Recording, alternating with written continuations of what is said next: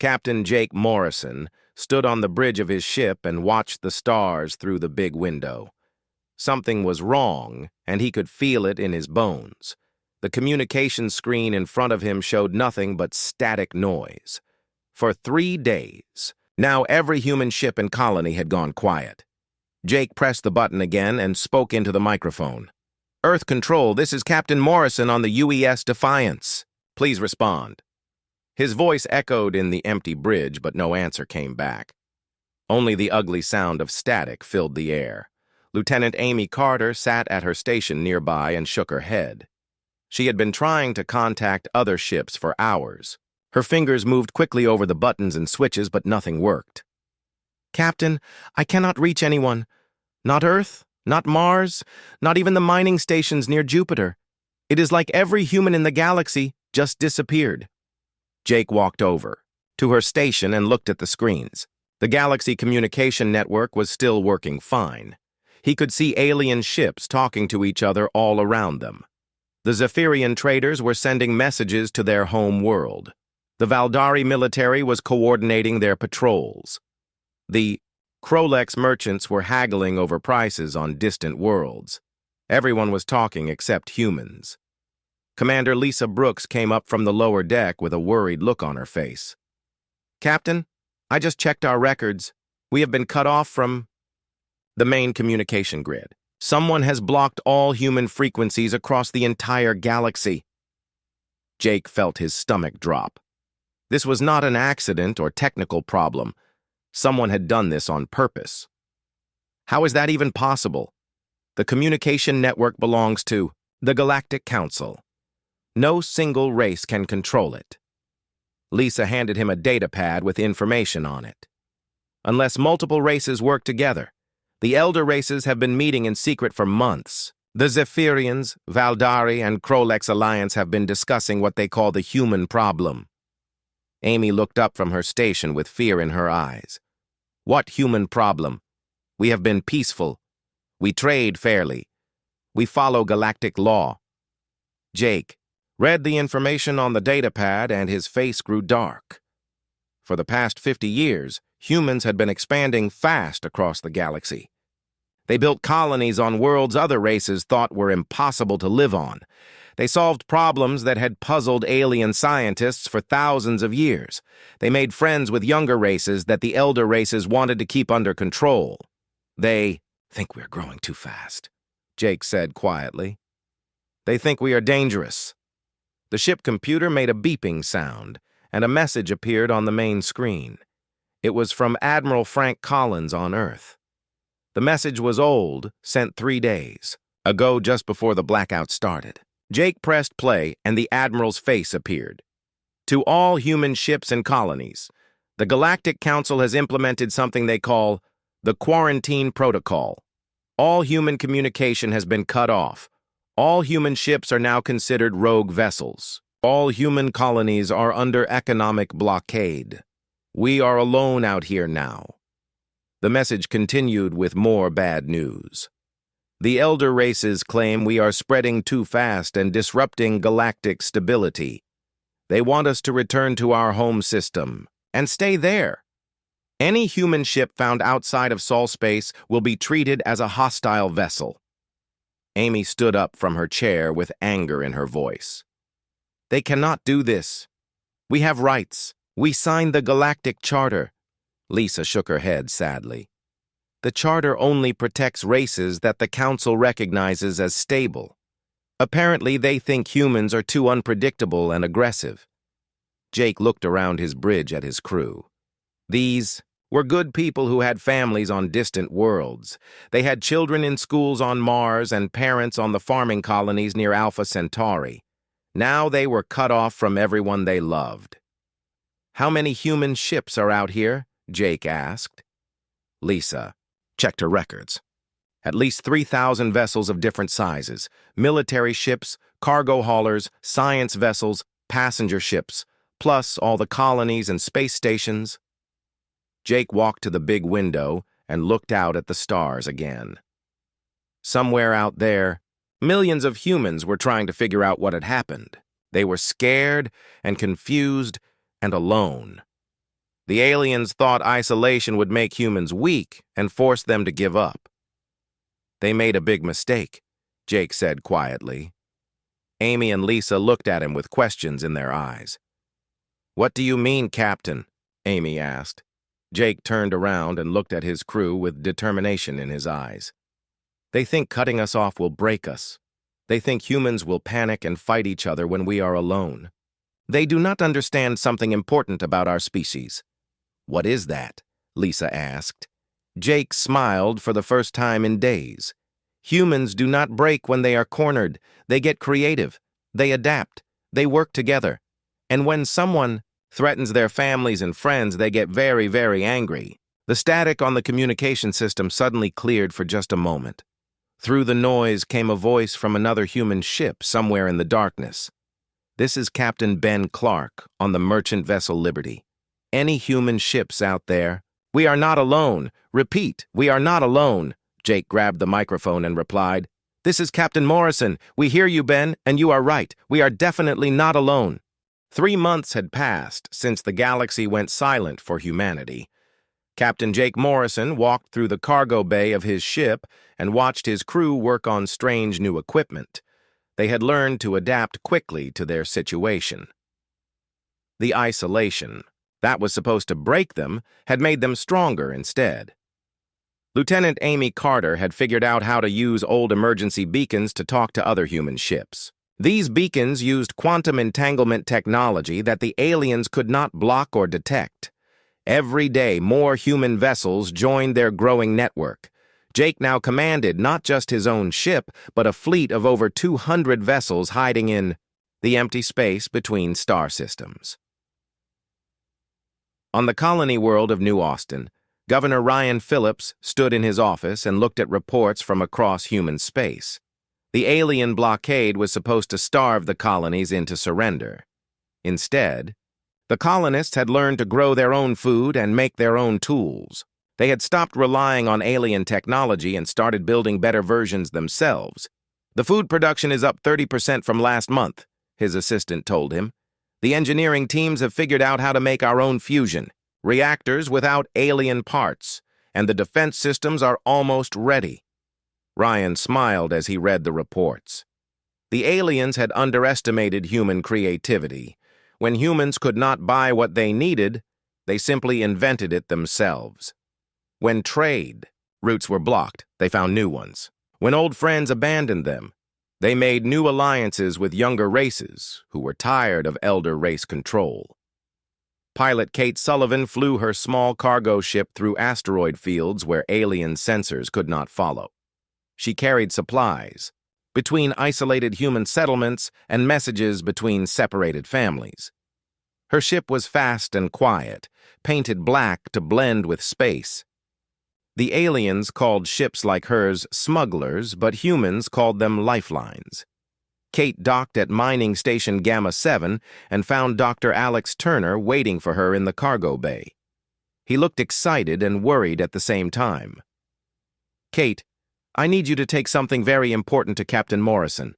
We have discovered why the aliens are really afraid of us." Alex handed her a small data device. "This contains research from before the blockade started. The aliens were not just watching human expansion. They were studying human brain patterns and genetic codes. They were looking for something specific." Kate took the device and put it in her jacket pocket. "What kind of something?" "Something that makes humans different from every other race in the galaxy," Alex said quietly. "Something that scares them enough to risk a war."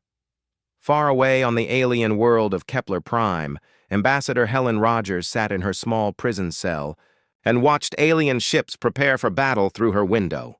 The Zephyrians had kept her alive because she was useful for information about human technology and tactics. They did not know that she was also watching them and learning their secrets. Helen had counted the ships in the invasion fleet. Over 10,000 vessels were gathering in orbit around Kepler Prime. Battle cruisers, troop transports, supply ships, and massive carrier vessels full of fighter craft. This was not just a police action to enforce the quarantine. This was preparation for complete war. The guard outside her cell was a young Zephyrian who sometimes talked to her. "Your people will surrender soon," he told her. "No race can survive, alone against the Elder Alliance." Helen looked at him through the energy bars of her cell. "You do not understand humans very well. We have a saying on Earth. The more you tighten your grip, the more we slip through your fingers." The guard made a sound that might have been laughter. "Your ships are outnumbered 1,000 to 1. Your colonies have no supplies. Your people are scattered and afraid. What can you possibly do against our fleets?"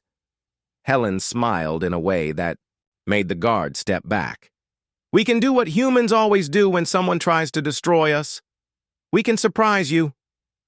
Back in space, Captain Ben Clark led a small group of stealth ships deep into alien territory. His mission was to gather intelligence about alien military preparations. What he found was worse than anyone expected. The invasion fleet was just the beginning. The aliens were building prison ships designed to hold entire human populations. Ben transmitted his findings using the quantum beacon network that Amy Carter had developed. The message reached human ships and colonies across the galaxy in minutes.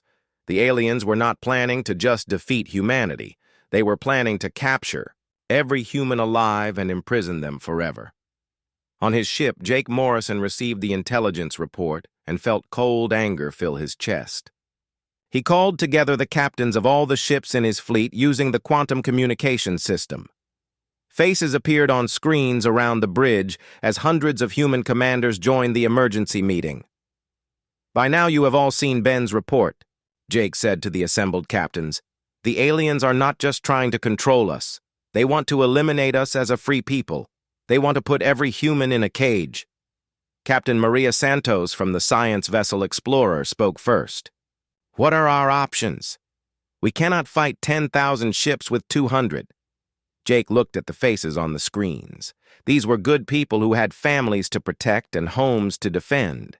They deserved to know the truth about what they were facing. "We have two choices," Jake said clearly. "We can run and hide and let the aliens hunt us down one by one. Or we can fight back and show them what happens when you threaten human freedom." Captain Tony Rodriguez from the cargo hauler Big Sky asked the question everyone was thinking. "How do we fight an enemy that outnumbers us so badly?" Jake smiled in the same way that Ambassador Helen had smiled at her guard. "We do what humans have always done when faced with impossible odds. We change the rules of the game." Amy Carter looked up from her communication station with excitement in her eyes. "Captain, I am getting reports from colonies across human space. They are not just surviving the blockade, they are thriving. Production is up, technology is advancing, morale is higher than ever." Jake nodded as he understood what was happening. The aliens thought isolation would weaken us. Instead, it freed us from depending on their technology and their rules. We are becoming stronger.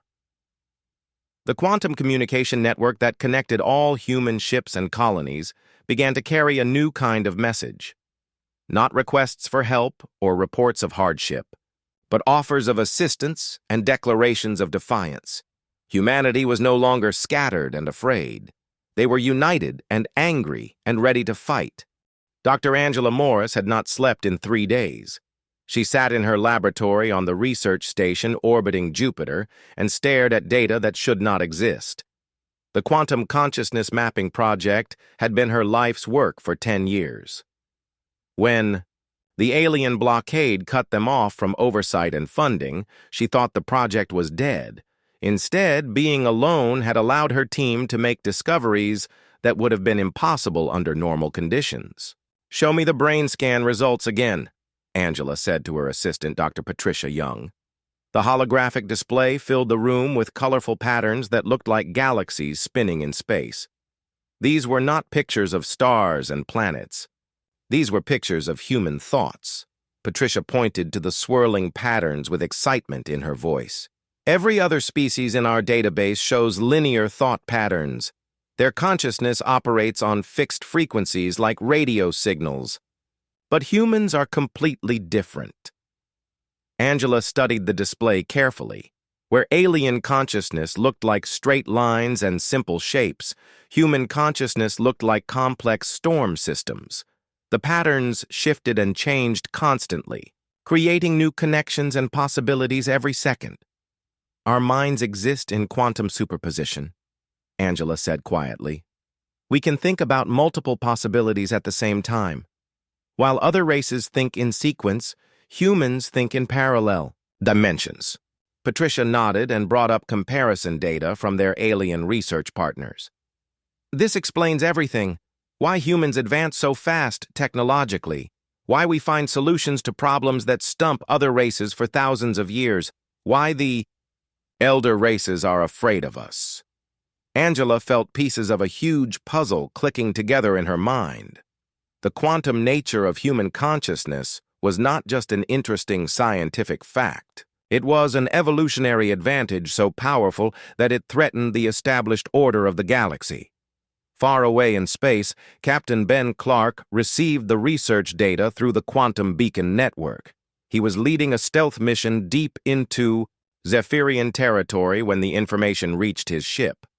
What he read made him understand the true scope of what humanity was facing. Ben called his science officer, Dr. Carol Stone, to the bridge. Carol, look at this data from the Jupiter research station. Does this mean what I think it means? Carol studied the quantum consciousness research with growing amazement. If this is accurate, then humans are not just another intelligent species. We represent a completely new form of consciousness. Our minds operate on quantum principles that other races cannot access. Ben felt pieces of the alien puzzle falling into place. This is why they want to destroy us. We are not just expanding too fast or being too aggressive. We are evolution in action. We represent the next step forward that they cannot take. The stealth mission had brought Ben's ship close to a secret Zephyrian research facility. Using passive sensors, they had been monitoring alien communications for weeks. Most of the messages were routine military traffic, but some contained scientific data that made Ben's blood run cold. They know about our quantum consciousness, Ben told Carol. They have been studying captured human brain tissue. They understand what makes us different, and they are terrified of it. Carol looked at the intercepted alien research data with horror. According to this, they believe human consciousness could eventually evolve to manipulate quantum reality directly. They think we might develop the ability to change the physical laws of the universe through pure thought. Ben transmitted this information back to the human fleet using quantum entanglement communication. The message reached Captain Jake Morrison within minutes. Jake studied the data with his senior officers and felt the last pieces of the mystery fall into place. They are not just trying to control human expansion, Jake said to his assembled crew. They are trying to prevent human evolution. They want to stop us from becoming what we are naturally developing into. Lieutenant Amy Carter looked up from her communication station with fear and excitement mixed in her voice.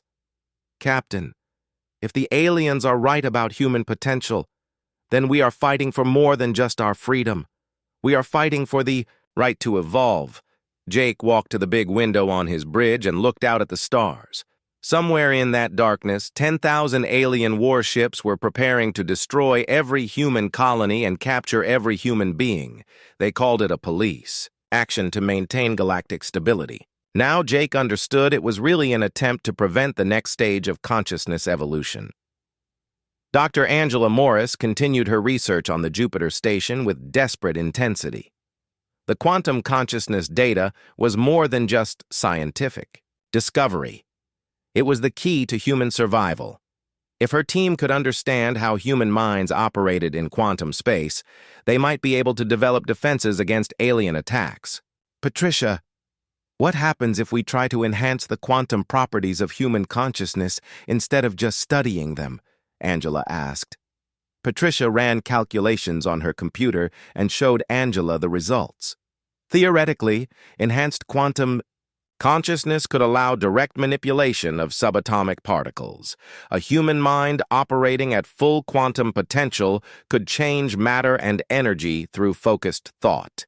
Angela felt excitement and terror war in her chest. The implications were staggering. If humans could learn to use their quantum consciousness abilities fully, they would become like gods compared to linear-thinking alien races. The research data spread through the quantum beacon network to every human ship and colony. Scientists and engineers across human space began working on applications for quantum consciousness enhancement. On New Austin Colony, Governor Ryan Phillips read the reports and immediately ordered construction of quantum consciousness amplification devices. Ambassador Helen Rogers learned about the discoveries through secret messages smuggled into her prison cell on Kepler Prime. The knowledge gave her hope and determination to resist alien interrogation. She now understood that she was not just a prisoner of war. She was a representative of the next stage of evolution being held captive by the previous stage. When her Zephyrian interrogator next visited her cell, Helen looked at him with new confidence. "You know what we are becoming, do not you? That is why you are so afraid." The interrogator could not hide his fear. "Your species is a plague that threatens the natural order. Consciousness was never meant to operate in quantum superposition. It is dangerous and uncontrollable." Helen smiled and felt her mind touching the quantum foam that underlay all reality. For just a moment, she sensed the vast potential that lay dormant in human consciousness. "You are right about one thing. We are uncontrollable, and that terrifies you because your entire civilization is built on controlling others." Captain Jake Morrison called another meeting of human fleet commanders using the quantum communication network. Hundreds of faces appeared on screens around his bridge as ship captains and colony governors joined the emergency conference. "We now know why the aliens want to destroy us," Jake said to the assembled leaders. "We represent evolutionary change that threatens their power. They are not fighting to maintain galactic peace. They are fighting to prevent the future." The responses came from across human space. Determination, anger, and fierce pride filled the quantum communication channels. Humanity would not go quietly into the cages their enemies had prepared. They would fight with every advantage their unique consciousness could provide. The day the galaxy stood still for humanity's rage was about to begin. The invasion began at dawn on 17 human worlds simultaneously. Colonel Sam Parker stood on the walls of New Terra Colony and watched alien dropships fall from the sky like deadly rain. The Valdari invasion force had arrived with overwhelming numbers, but they had not expected the fierce resistance that met them on the ground. "Hold your positions," Sam shouted to his defenders as alien troops poured out of their landing craft. "Remember what we learned about quantum consciousness. Think 3 moves ahead. Be unpredictable." The human soldiers fought like nothing the aliens had ever encountered before. Where alien tactics followed logical patterns, human fighters seemed to anticipate every move before it happened. They appeared to know where enemy forces would attack before the aliens themselves had decided. Sam watched his communications officer, Amy Lopez, coordinate the defense using quantum-enhanced battlefield awareness. She was not just tracking enemy positions. Her consciousness was operating in quantum superposition, calculating thousands of possible battle outcomes simultaneously and choosing the best responses. "Colonel, enemy forces are moving to flank our eastern position," Amy reported. "But they will change their minds in 30 seconds and attack from the north instead." Sam looked at her with amazement. "How can you possibly know that?" Amy smiled grimly as she continued monitoring alien communications. "Their tactical computers think in linear sequences. I can feel their decision trees forming in quantum space. To them, we must seem like mind readers." The battle raged for hours across New Terra Colony. Every time the aliens thought they had found a weakness in human defenses, the defenders seemed to know exactly how to counter their attacks. The Valdari commanders became increasingly frustrated as their superior numbers failed to produce expected results. Meanwhile, in space above, the colony, the real horror was taking place. Medical officer Dr. Carol Stone had managed to infiltrate one of the alien processing ships disguised as a prisoner transport. What she found there would haunt her for the rest of her life. The aliens were not just capturing human prisoners. They were performing surgical procedures on conscious human beings, removing specific parts of their brains with cold precision. Dr. Stone watched in horror as Valdari medical technicians used advanced scanning equipment to locate and destroy the quantum-active regions of human consciousness. The quantum consciousness centers must be eliminated, she heard one Valdari doctor tell another. If even one human retains full quantum awareness, they could potentially spread enhanced consciousness to others through quantum entanglement. Carol realized with sick certainty that the aliens were not trying to imprison humanity. They were trying to lobotomize the entire species, turning humans into simple-minded servants who could never again threaten the galactic order. She managed to record evidence of the brain surgery procedures and transmit the data to human forces using a hidden quantum beacon. The recordings spread through the human communication network within hours, reaching every ship and colony still under human control. Captain Jake Morrison received the medical data on his flagship and felt cold rage fill his heart. The images of helpless humans being surgically mutilated by alien doctors were burned into his memory forever. This was not war between civilizations. This was attempted genocide of human consciousness itself. Jake called an emergency meeting of all human fleet commanders. The quantum communication network connected hundreds of ships across dozens of star systems as human leaders faced the truth about what they were fighting against. They are not trying to defeat us, Jake said to the assembled captains. They are trying to turn us into vegetables. They want to destroy our minds while keeping our bodies alive as slave labor. Captain Maria Santos from the science vessel Explorer spoke with barely controlled fury. This violates every principle of galactic law. The younger races must know what is happening. They cannot support this atrocity. Jake shook his head sadly. The younger races are too afraid to act.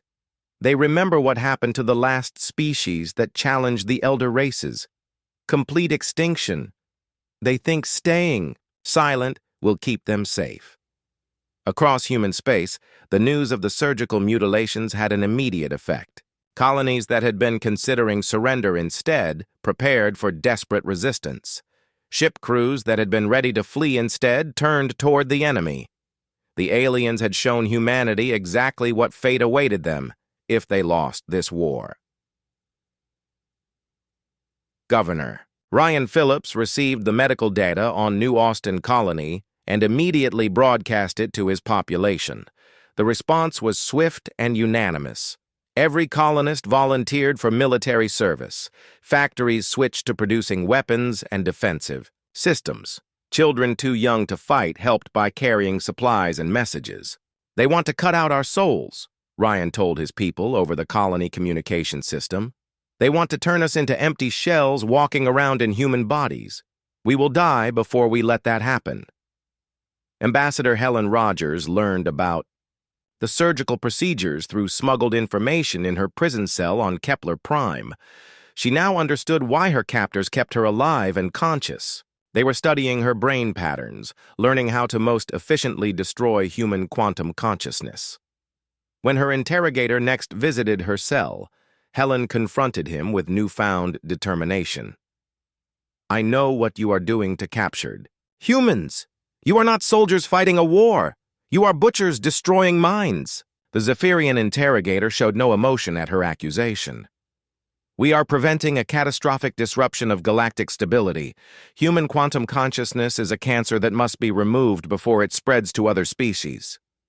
Helen felt her quantum-enhanced awareness reaching out into the space around the prison.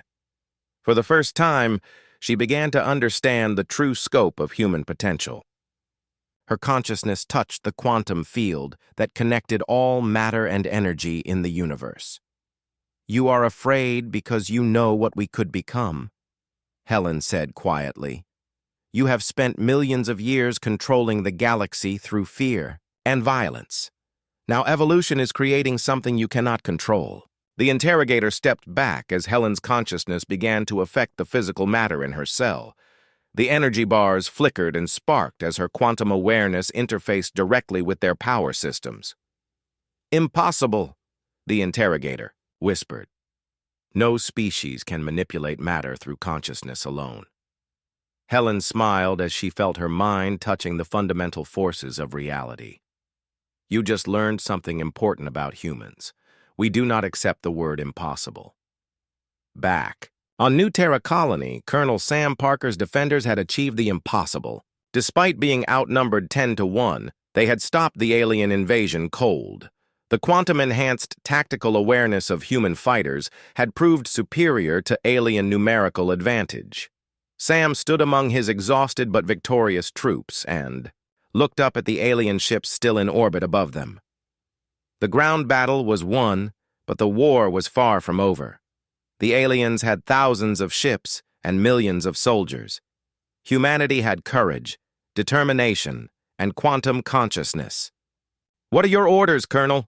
Communications Officer Amy Lopez asked as she monitored alien fleet movements. Sam felt the quantum awareness that connected all human consciousness reaching out across space to touch the minds of other human defenders on other worlds. They were not alone. They were part of something larger and more powerful than any individual ship or colony. "Send a message to all human forces," Sam said with quiet determination.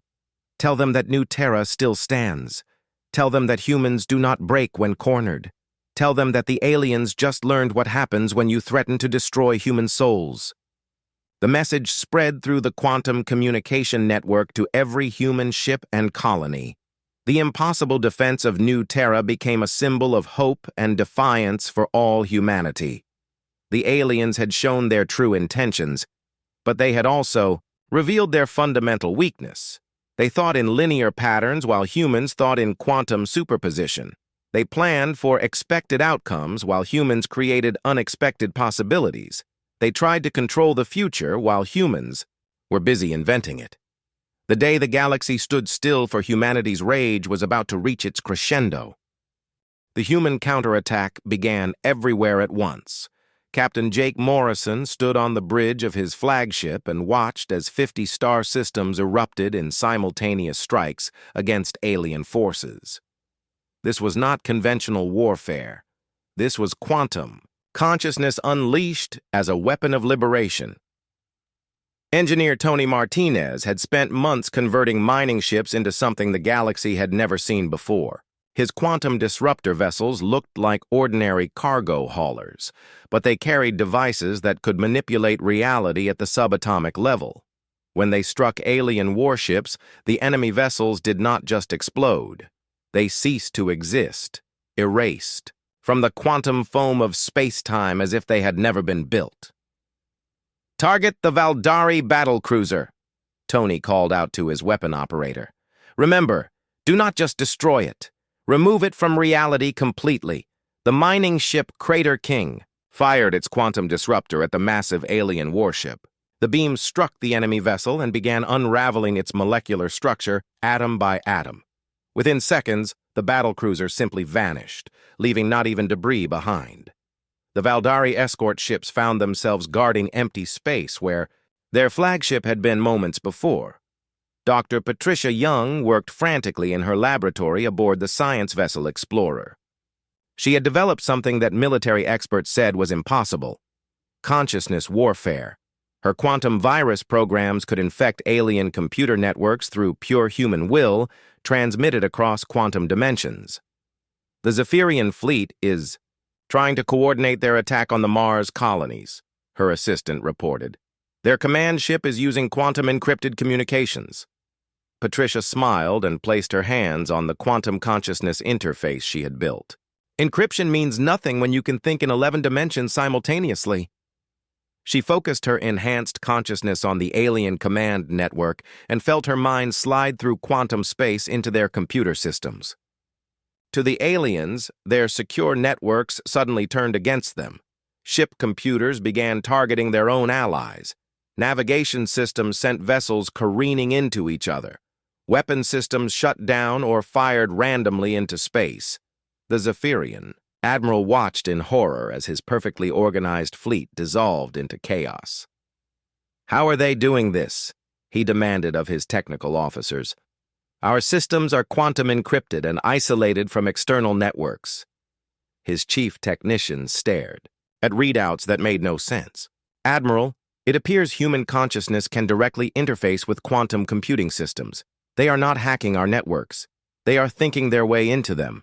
Across the galaxy, human quantum consciousness was rewriting the rules of warfare. On the world of Kepler Prime, Ambassador Helen Rogers had finally learned to use her full quantum potential. Her consciousness reached out from her prison cell and began dismantling the Zephyrian homeworld defense grid one component at a time. The energy bars of her cell flickered and died as Helen's mind interfaced directly with the power systems. Alarms began blaring throughout the prison complex as security systems failed one by one.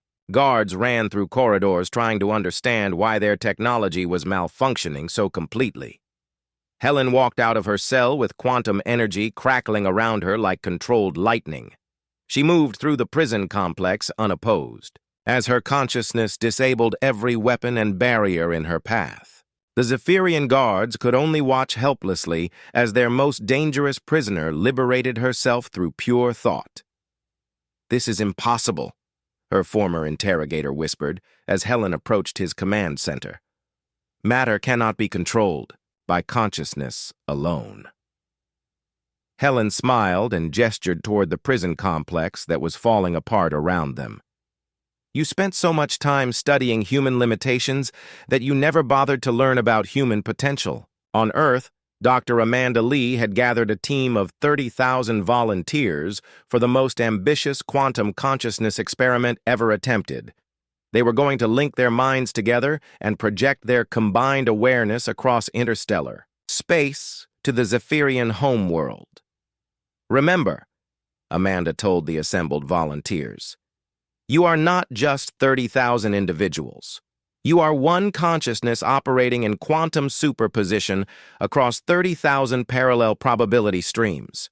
The volunteers joined hands and focused their enhanced consciousness toward Kepler Prime. Their combined quantum awareness reached across thousands of light years instantly, arriving at the Zephyrian homeworld with the force of a mental hurricane. The effect was immediate and devastating. Every Zephyrian on the planet began experiencing human thoughts and emotions directly. They felt human love for freedom, human determination to protect their families, human rage at attempted genocide. The alien population that had never experienced quantum consciousness suddenly found their minds connected to 30,000 angry humans. Zephyrian cities ground to a halt as their inhabitants struggled to cope with foreign thoughts flooding their linear consciousness. Government officials found themselves agreeing with human political philosophy. Military commanders questioned orders they had never doubted before. Scientists began to understand that evolution was natural and beautiful, not something to be feared and controlled. Captain Ben Clark led the stealth attack on the Krolex Empire capital system. His small fleet of quantum-enhanced vessels appeared throughout Krolex space simultaneously, materializing from quantum dimensions that the aliens could not detect or block. "All ships, begin reality manipulation," Ben ordered his fleet. "Show them what happens when you force humans to fight for survival." The Krolex defense fleet found themselves facing an enemy that seemed to violate every law of physics. Human ships appeared and disappeared at will. Human weapons created localized changes in the fundamental constants of reality. Human consciousness reached out and began rewriting Krolex genetic code in real time. The Krolex Emperor watched from his command center as his empire's DNA began changing according to human will. His soldiers were becoming more creative and independent. His citizens were developing quantum consciousness abilities. His entire species was evolving beyond his control. "Surrender," the Emperor transmitted to Ben Clark. We submit to human authority. Please stop changing our genetic structure. Ben felt the satisfaction of victory, but also the weight of responsibility. We are not trying to control you. We are trying to free you from the limitations your leaders imposed. Embrace the changes. Become what you were meant to be. The war that had seemed impossible for humanity to win was ending in complete victory. Not through superior firepower, but through the sheer impossibility of fighting an enemy that could rewrite reality through quantum consciousness. Admiral Jake Morrison received surrender offers from alien fleets across 50 star systems. The elder races that had ruled the galaxy for millions of years were helpless against humans who could think in quantum superposition and manipulate matter through pure consciousness. All alien forces stand down, Jake broadcast across the galaxy, using quantum communication that reached every ship and planet simultaneously. The war is over.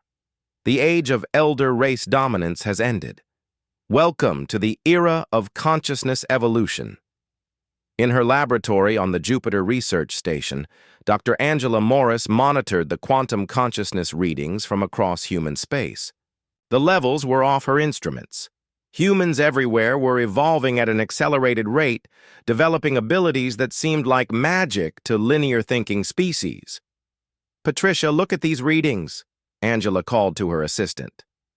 Human consciousness is not just operating in quantum superposition anymore. We are beginning to manipulate the quantum foam itself. Patricia studied the data with amazement and concern. If these numbers are accurate, humans are becoming capable of altering the fundamental structure of space and time. We are not just the next step in evolution. We are becoming something completely new. The galaxy watched in awe and terror as humanity demonstrated abilities that transcended physical law. The elder races that had tried to destroy human consciousness now begged for mercy from beings who could reshape reality through pure thought.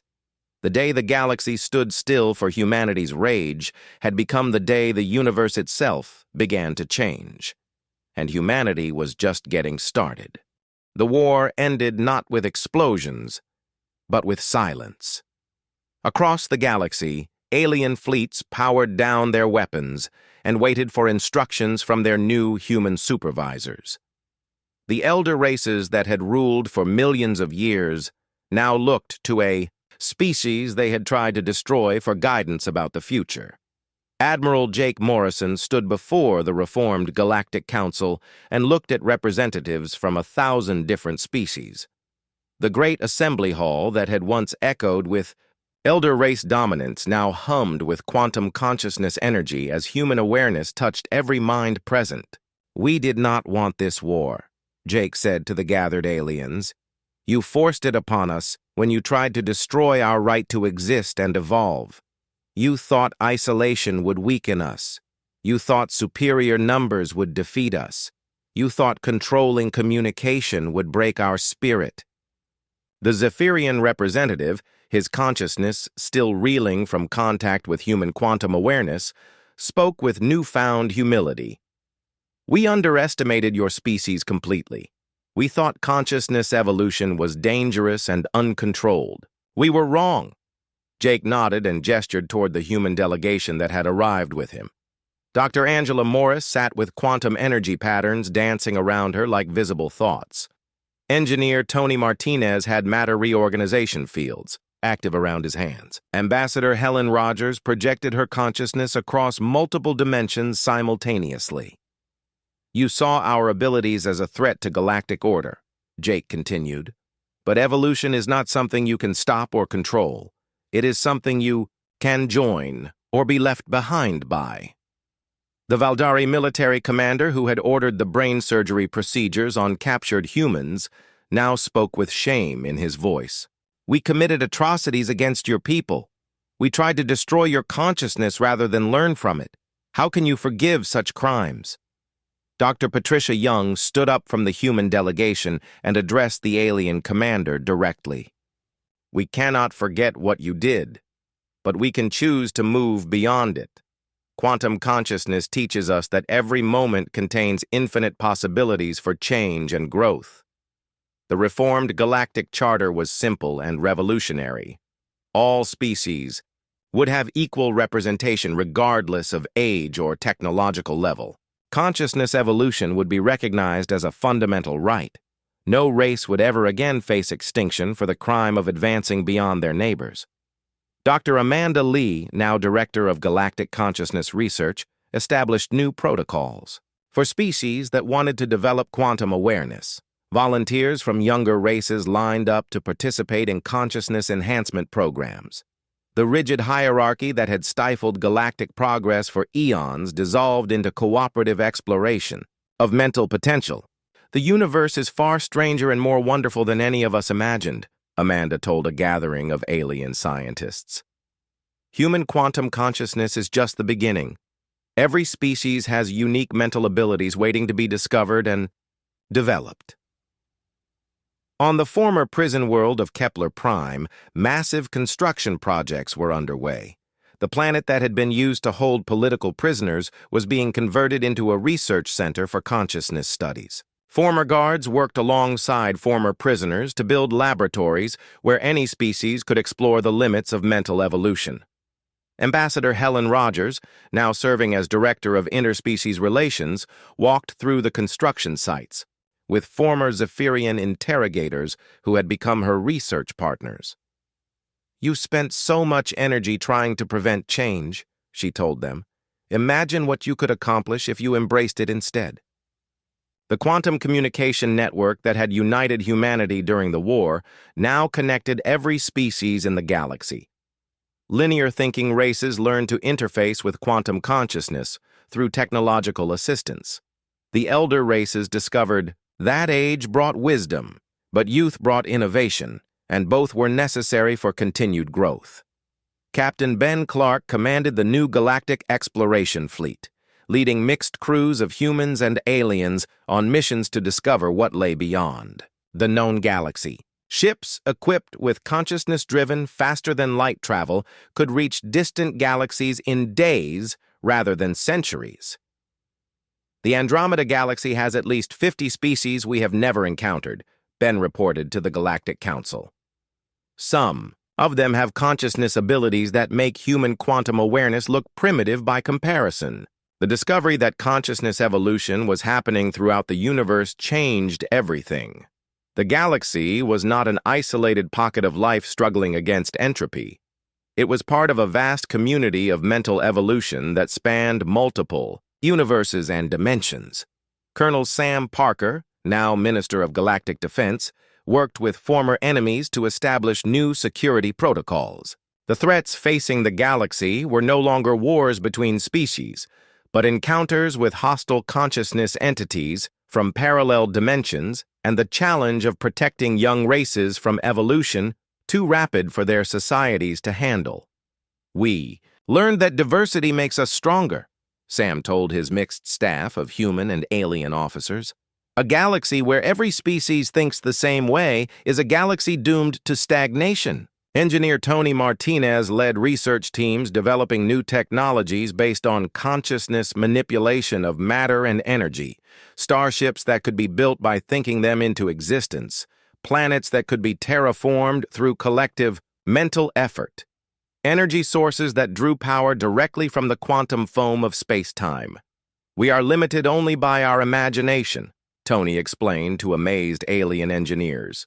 "When consciousness can directly interface with physical reality, the boundary between thought and matter disappears."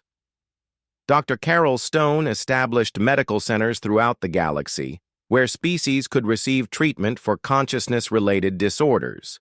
Some aliens had developed mental abilities too quickly and needed help adjusting.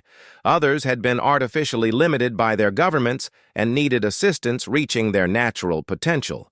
"Every species has the right to evolve at their own pace," Carol told her medical staff. "Our job is to help them when they ask for it, not to force change upon them." Governor Ryan Phillips transformed New Austin Colony into a model of interspecies cooperation. Humans, Zephyrians, Valdari, and dozens of other races worked together to build a society where consciousness evolution was celebrated rather than feared. The colony that survived the first alien attack has become a symbol of what the galaxy can achieve when species work together, Ryan reported to the Galactic Council. We have problems and challenges, but we face them as partners rather than enemies. The younger races that had been oppressed under elder race rule blossomed with new freedom and opportunity. Species that had been forbidden from developing advanced technology suddenly found themselves building starships and exploring distant worlds. Cultures that had been forced into rigid social structures experimented with new forms of government and society. Captain Jake Morrison, now serving as Galactic Admiral, stood on the bridge of the consciousness-powered starship Unity and looked out at a galaxy transformed. Where once there had been rigid borders and suspicious isolation, now there was cooperation and shared exploration. Where once there had been fear of change, now there was excitement about possibility. "Communications officer, connect me to all human ships and colonies," Jake ordered. Lieutenant Amy Carter, now Admiral Carter, commanding her own consciousness research vessel, appeared on the quantum communication network along with hundreds of other human leaders spread across the galaxy. 6 months ago, the galaxy tried to silence us forever, Jake said to his people. They cut off our communications, blockaded our colonies, and tried to destroy our consciousness. They thought they were ending the human story. Amy smiled from her distant ship as quantum energy patterns danced around her enhanced consciousness. Instead, they gave us the motivation to become what we were always meant to be. Jake nodded and looked out at the stars that no longer seemed distant and cold, but warm and welcoming. The day the galaxy stood still for humanity's rage became the day the universe truly began to grow. And this is only the beginning. In the quantum foam, between dimensions, human consciousness continued to evolve, already reaching toward possibilities that would reshape reality itself. The galaxy that had tried to destroy them for being different now depended on their differences for continued growth and discovery. The elder races learned that wisdom came not from controlling change, but from guiding it wisely. The younger races discovered that freedom meant responsibility as well as opportunity. And humanity found that their greatest victory was not defeating their enemies, but transforming them into partners. The day the galaxy stood still for humanity's rage had ended. The age of consciousness evolution had begun. And somewhere in the vast reaches of space, new species were taking their first steps toward quantum awareness, guided by the example of a race that had refused to accept limitations on what they could become. The universe was infinite, and so was the potential for growth, change, and wonder. Humanity had shown the galaxy that impossible was just another word for something nobody had figured out how to do yet.